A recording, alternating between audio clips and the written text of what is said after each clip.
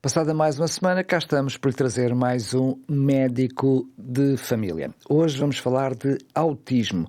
Vamos perceber o que é, como funciona e as diferenças que podemos encontrar. Mas, para nos falar sobre este assunto, temos connosco mais uma vez a doutora Cláudia Neves. Cláudia, mais uma vez, bem-vinda. Muito obrigada, é um prazer estar aqui. Eu vou começar desde logo brincando contigo. Tens trazido, eu diria, até na área da prevenção, muitas doenças, mas quando falamos de autismo não podemos falar de doença, pois não? O que é o autismo? Não. Está inserido num grupo de perturbações que se chamam perturbações do neurodesenvolvimento. E como diz o próprio nome, não é uma doença, porque não tem cura, é uma perturbação, uma alteração que ocorre desde da concepção no cérebro, no desenvolvimento do sistema nervoso central e que vai dar alterações a nível físico, a nível intelectual, pode dar a nível social. E, portanto, quando se fala de autismo, estamos a falar de um problema do neurodesenvolvimento, mas o mais correto até é falar em perturbações no espectro do autismo. Porquê? Porque ela é muito heterogénea e na mesma pessoa pode variar ao longo da sua vida. Ou seja, chamamos mesmo do espectro porque ela não é linear, é por assim dizer circular. E há pessoas que têm problemas numa área, outras pessoas têm problemas noutra, mas é difícil nós estarmos no meio de uma frase sempre a dizer perturbações no espectro do autismo. Então, durante o programa vamos dizer autismo para ser mais fácil. Ou poderíamos dizer a sigla PEA. Mas vamos designar autismo, mas a forma mais correta de designar realmente é perturbações no espectro do autismo. Mas quando falamos em espectro, falas como se fosse uma espécie de intervalo onde há vários sintomas, eu diria que eles podem mudar na mesma pessoa com o tempo. Ou seja, a mesma pessoa pode ter numa altura determinado tipo de dificuldades, outras mantêm-se, outras conseguem ultrapassar e outras surgem depois com mais idade. Esta noção de espectro, ou seja, de ser tão diferente, torna, eu diria, cada caso um caso? Cada caso é um caso. Conheço várias pessoas, crianças, com esta perturbação e cada uma é à sua maneira. Elas são cada uma especial, como eu costumo dizer. Porquê? Cada uma tem as suas limitações, as suas dificuldades e cada uma tem os seus pontos fortes. Cada uma precisa de terapia, de ajuda para ultrapassar as suas dificuldades nessas diversas áreas e que algumas vão sendo ultrapassadas e deixam de existir.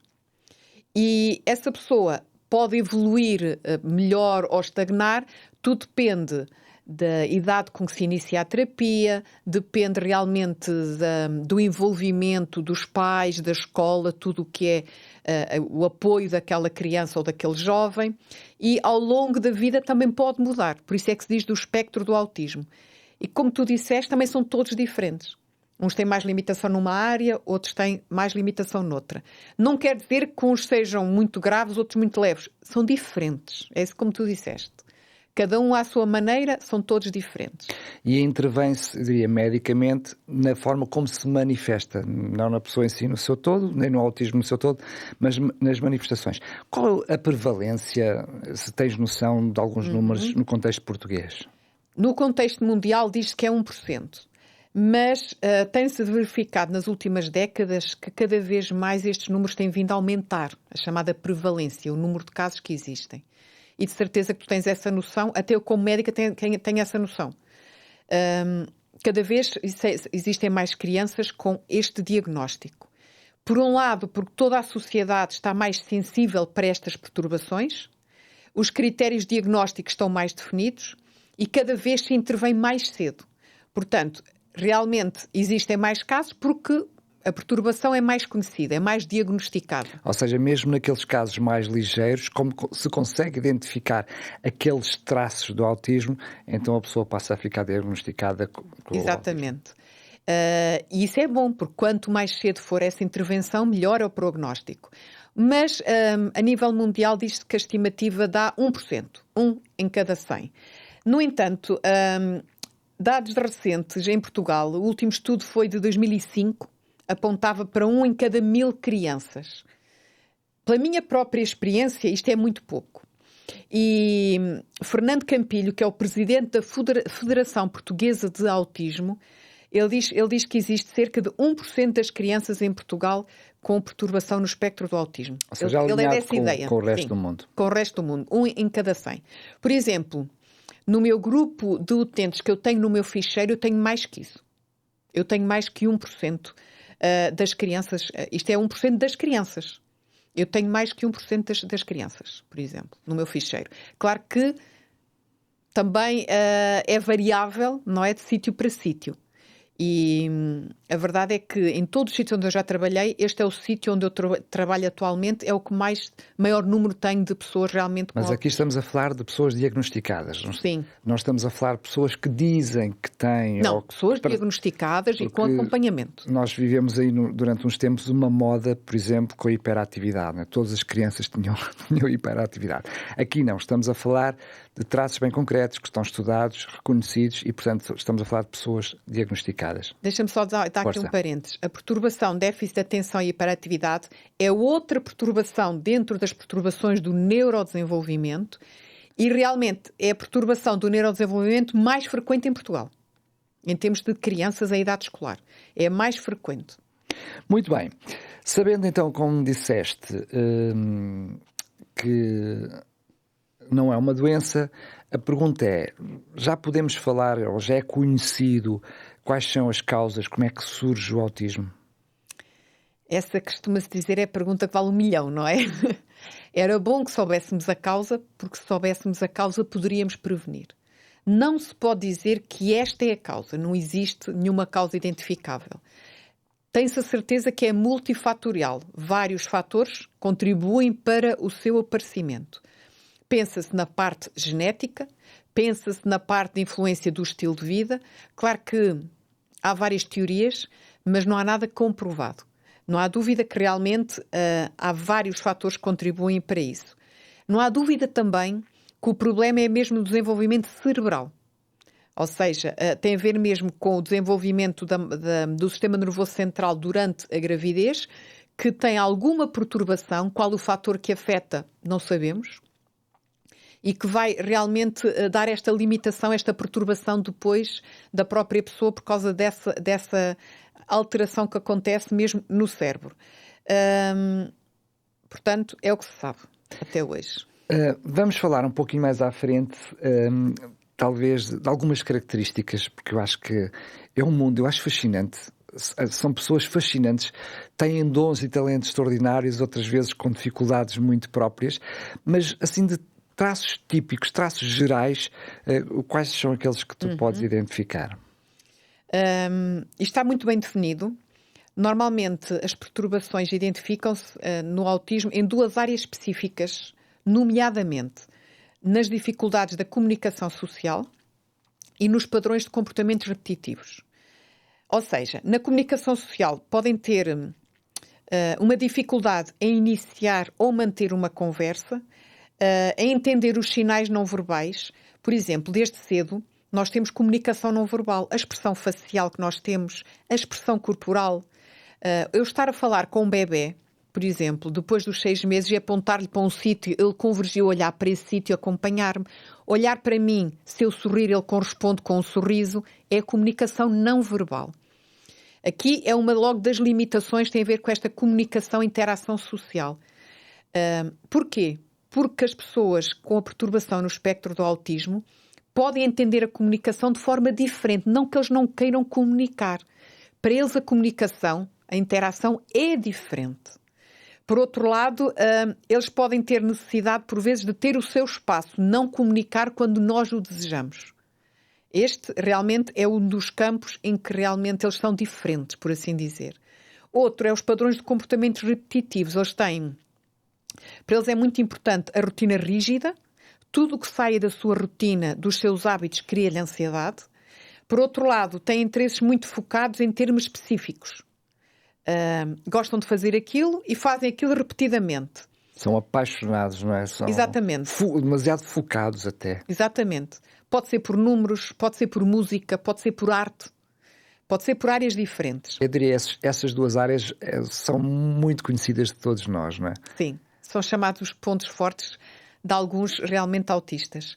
Outra é a sua sensibilidade sensorial, que pode ser à luz, ao barulho, barulhos que para nós nos habituamos a ouvir regularmente, para eles incomoda muito, porque eles, não é porque eles, coitadinhos, são mais sensíveis, não, eles próprios têm uma sensibilidade sensorial maior que a nossa. São uma espécie de gatilhos que disparam no cérebro, não é? Que eles não como, conseguem por exemplo, controlar, não é? Vou dar um exemplo, é determinados sons que os cães ou os gatos ouvem que nós não ouvimos. As pessoas com autismo, para eles, esses sons são muito mais alarmantes no seu cérebro do que para nós. Tem a ver como o cérebro interpreta esses sinais sonoros. Para outros é a luz, para outros é as texturas ao toque, para alguns na textura até nos próprios alimentos. As texturas de alguns alimentos, algumas crianças com autismo não conseguem comer, por exemplo, alimentos sólidos durante os primeiros anos. Tem a ver com as texturas.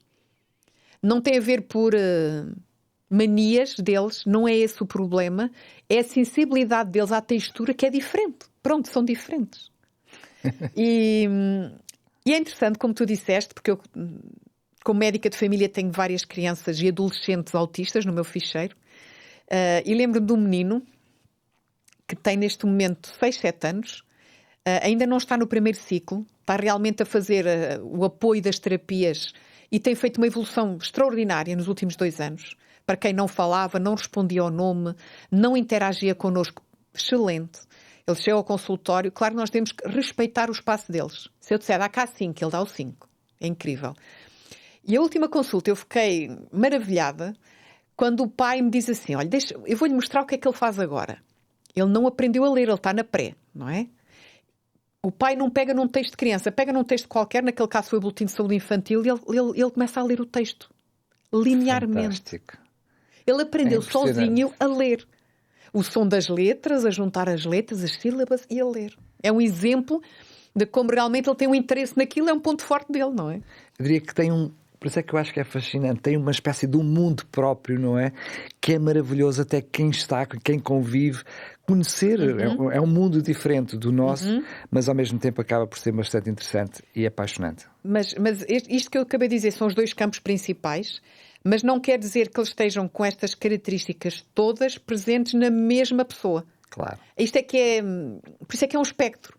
É muito Nem variável. com a mesma intensidade. Não é? Exatamente. São todos diferentes, todos diferentes. Muito bem. Já voltamos à conversa sobre este assunto. Para já vamos fazer um pequenino intervalo, apenas 2 minutinhos. Voltamos já a seguir e com uma oferta muito especial para si. Então até já. TV Novo Tempo, o canal da saúde, o canal da esperança. Estamos de volta nesta segunda parte, hoje no consultório aqui no seu Médico Família, na Novo Tempo e na Rádio RCS, estamos a falar de autismo. Por isso, escolhemos como oferta para si este guia de estudo Mente Feliz. É um guia de estudo fantástico, trabalhado por especialistas, para cuidarmos da nossa mente. E também com alguns textos bíblicos para mostrar como Deus quer que nós possamos trabalhar a nossa mente, enfim, as nossas decisões. E tudo isto gratuitamente, basta enviar-nos uma mensagem escrita a dizer Mente Feliz para o 933 93 92 91. Vou dizer novamente, 933 93 92 91. Não hesite, é mesmo totalmente gratuito, até podemos enviar gratuitamente para a sua casa pelo correio. Vamos então agora a uma pergunta que pode até ser muito difícil, mas pelo menos termos algumas ferramentas e até para os jovens pais. A que sinais devemos estar alertas? Porque muitas vezes algumas crianças são diagnosticadas tardiamente porque não se consegue ler os sinais logo nos primeiros momentos.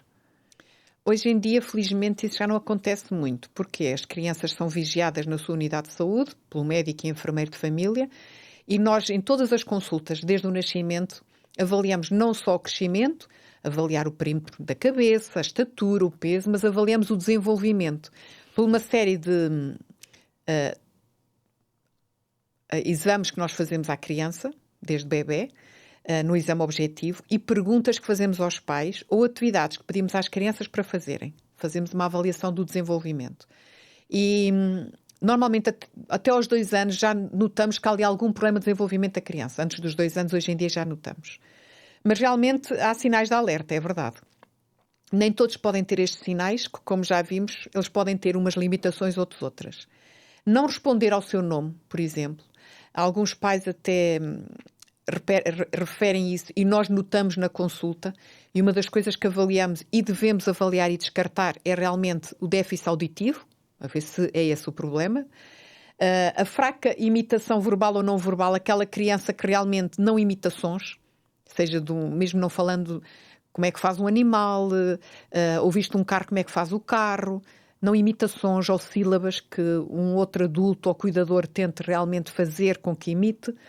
Dificuldade em estabelecer o contacto visual, a criança não olha para nós, parece que não nos está a ver sequer, está desligada do sítio onde está.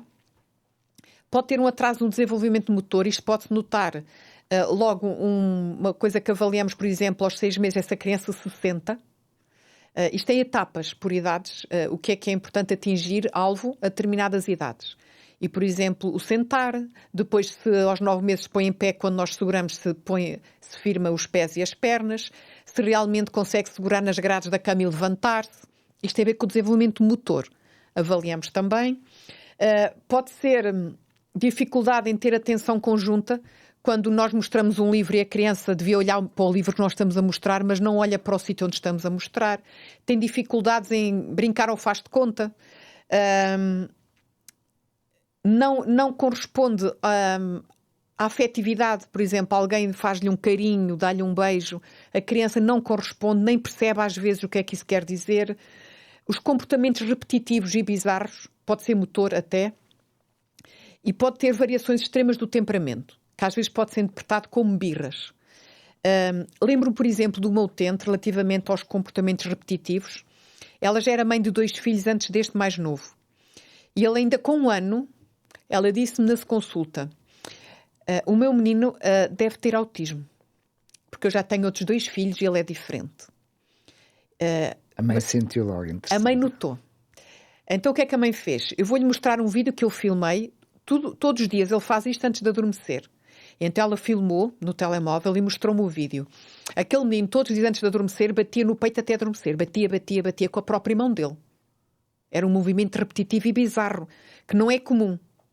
E realmente depois foi enviado para a consulta de especialidade, foi estudado e está confirmado. E vemos como uma mãe que estava alerta e foi diagnosticado cedo. E quanto mais cedo, melhor realmente para podermos atuar o mais rápido possível, não é? É interessante tu teres partilhado connosco a tua experiência, porque vemos como cada um pode ser tão diferente. Estes exemplos, eu penso que o melhor é o exemplo prático para ajudar aqueles que nos estão a ver ou ouvir. Claro que não vamos pensar que todos os têm uma outra característica que têm autismo. Não é essa a ideia. Há um conjunto de sinais, não é? Até há pessoas que podem ter alguns traços, mas não são diagnosticadas como. Têm ali alguns traços, mas conseguem viver bem com isso e lidar até com isso. Mas há aqui uma curiosidade que é, alguns deles são mesmo opostos, e isso é que nos deixa intrigados. Por exemplo, um determinado autista pode ser músico exímio num determinado instrumento, e outro, por exemplo, ter dificuldade em ouvir aquele som. Estamos a falar de extremos. Fala-nos já um pouquinho mais particularmente o que é que nós podemos encontrar no autismo. Por exemplo, na comunicação. Há aqueles que preferem comunicar verbalmente. Apesar de eles muitas vezes não olharem para nós olhos nos olhos, é importante sempre respeitarmos as suas limitações e mostrarmos empatia e comunicarmos da forma que eles preferirem. Estou a falar, por exemplo, na comunicação. Alguns preferem comunicar por aparelhos audiovisuais. Escrevem no tablet, escrevem no telemóvel e mostram-nos. Devemos respeitar sempre. É importante, mas isso é em qualquer pessoa. Devemos respeitar o espaço que a pessoa quer. Outros preferem por gestos. Pequenos gestos, eles conseguem comunicar o que é que os perturba. Naquele dos interesses realmente mais intensos, alguns podem ter realmente um conhecimento detalhado e enorme acerca de uma determinada área. Como são focados, estudam muito e aprendem muito. Porque é aquilo que eles gostam, que lhes dá prazer e passam tempo nisso. E isso é o que lhes dá realmente alegria e fonte de satisfação e especialização. E isso deve ser visto não como uma obsessão, porque não é uma obsessão, é o que lhes dá prazer. Devemos ver isso como um ponto forte. E por que não utilizar isso para a sua autonomia no futuro? Porque é assim, o grande objetivo de todas as perturbações do neurodesenvolvimento, o objetivo da sociedade, deveria ser aceitá-los, respeitá-los e dar-lhes ferramentas para eles terem autonomia e independência ao longo da sua vida. Esse é o grande objetivo. E se realmente alguém tem um ponto forte em determinada área, por que não explorar isso para ele ter uma autonomia, até profissional, ocupacional, nessa área? Relativamente à sensibilidade sensorial, já falámos que uns são muito sensíveis às luzes, ao barulho, outros são hipossensíveis, ou seja, vemos aqui o extremo oposto.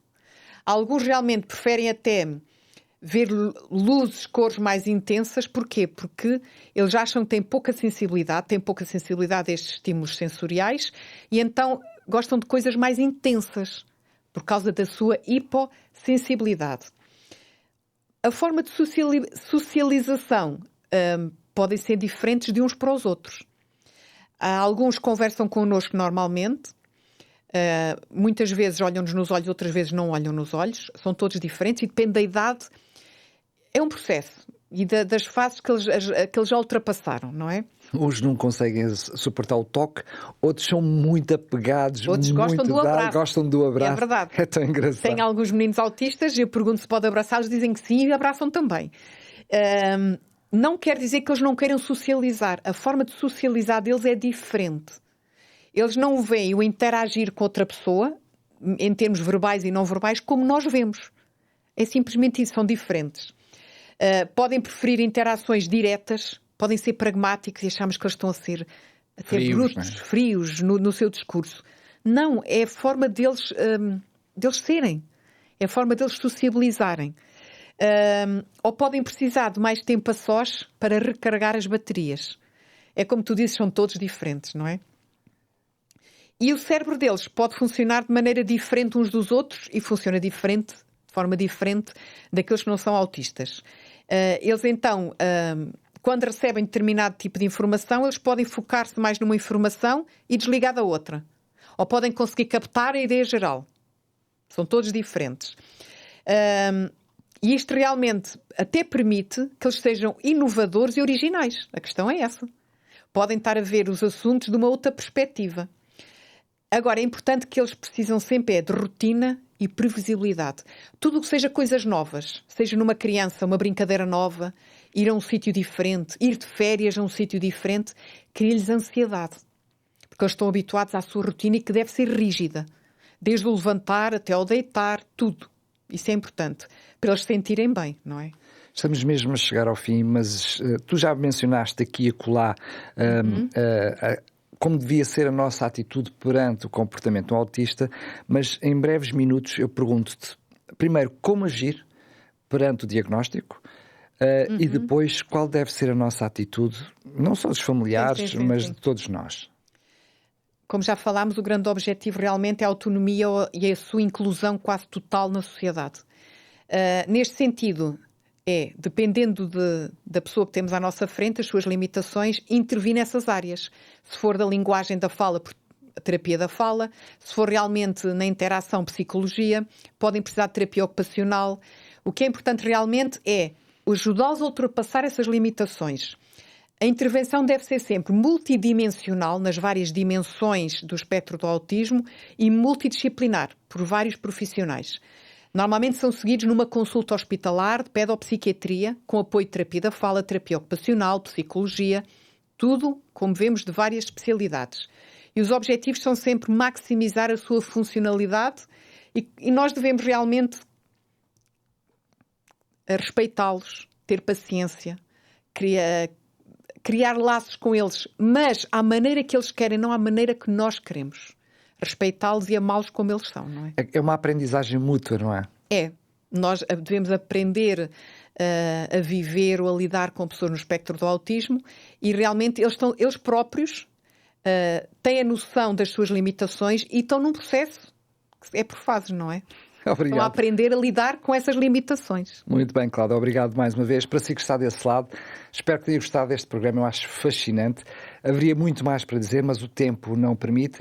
Dizer-lhe, antes mesmo de fechar, que temos este guia de estudo para lhe oferecer, Mente Feliz, um guia de estudo fantástico que fala sobre ansiedade, que fala sobre depressão e muito mais. E o melhor de tudo é que é totalmente gratuito. Tem também como prevenir, não só para quem tem problemas, mas para quem quer ter uma mente feliz e saudável. Para poder receber o guia de estudo, basta enviar uma mensagem para o 933 9392 91 a dizer Mente Feliz. 933 9392 91. A fechar, dizer-lhe que este programa estará disponível em podcast, em radiorcs.pt e também no YouTube da Novo Tempo Portugal. Se tiver alguma sugestão, se gostaria de trazer aqui alguma questão ao médico de família, não hesite, entre também em contacto connosco. Teremos todo o gosto, e quem sabe, numa próxima data, trazer aqui esse assunto ao seu consultório, ao seu médico de família. Até ao próximo programa, se Deus quiser.